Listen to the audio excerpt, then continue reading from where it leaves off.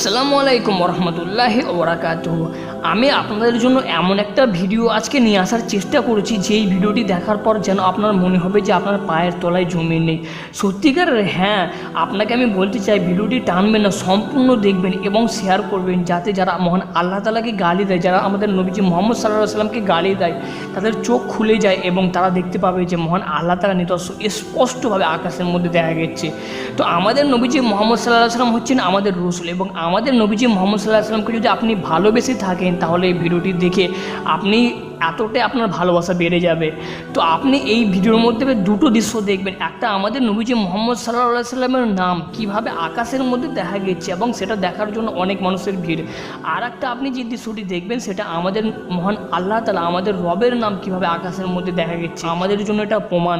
আর আমি বলতে চাই ওই সব বিধর্মীদের যারা আমাদের নবীজি মুহাম্মদ সাল্লাল্লাহু আলাইহি সাল্লামকে গালি দেয়, আমাদের নবীজি মুহাম্মদ সাল্লাল্লাহু আলাইহি সাল্লামকে তারা অপমান করে, আমাদের মহান আল্লাহ তাআলাকে গালি দেয়, আমাদের আল্লাহ তাআলাকে তারা রব বলে স্বীকার করে না, তাদেরকে বলতে চাই তোমরা ভিডিওটি দেখো এবং দেখে তোমরা তোমাদের একটা সবুজ নিয়ে আসো আর আমরাও সবুজ নিয়ে আসবো। তো বন্ধু, এখানে আপনি দেখতে পাচ্ছেন মসজিদ নববীর উপরে আমাদের নবীজি মুহাম্মদ সাল্লাল্লাহু আলাইহি সাল্লামের নাম কিভাবে মেঘের মধ্যে লেখা রয়েছে। আপনি স্পষ্টভাবে দেখতে পাচ্ছেন আমাদের নবীজি মুহাম্মদ সাল্লাল্লাহু আলাইহি সাল্লামের নাম এখানে লেখা রয়েছে। তো এখানেও যে আপনি দৃশ্যটি দেখতে পাচ্ছেন কত মানুষ রয়েছে, এদের হাতে মোবাইল রয়েছে, এরা চেষ্টা করছে রেকর্ড করার জন্য। দেখুন এখানে তো আচ্ছাপা দেখা যাচ্ছে, কিন্তু আগের দৃশ্যটি আপনি খুব ভালোভাবে দেখেছেন। এবার আপনি যে দৃশ্যটি দেখবেন যে আমাদের আল্লাহ তাআলার নাম কিভাবে আকাশের মধ্যে বিদ্যুৎ চমকানোর মাধ্যমে দেখা গেছে। তো আপনি একটু অপেক্ষা করুন। তো অবশ্যই আপনি এখনই দেখতে পেলেন যে আমাদের মহান আল্লাহ তাআলার নাম কিভাবে আকাশে দেখা গেছে। আমি বলতে চাই হে বন্ধুগণ, আপনি যদি মুসলমান হয়ে থাকেন এটা হবে আপনার জন্য গর্বের ব্যাপার।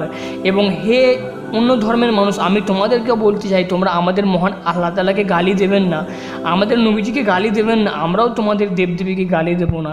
আমরা সব এক হয়ে থাকবো। কেন আমরা পরস্পর দুশ্মনে আমরা নিজেদের মধ্যে মারামারি করব?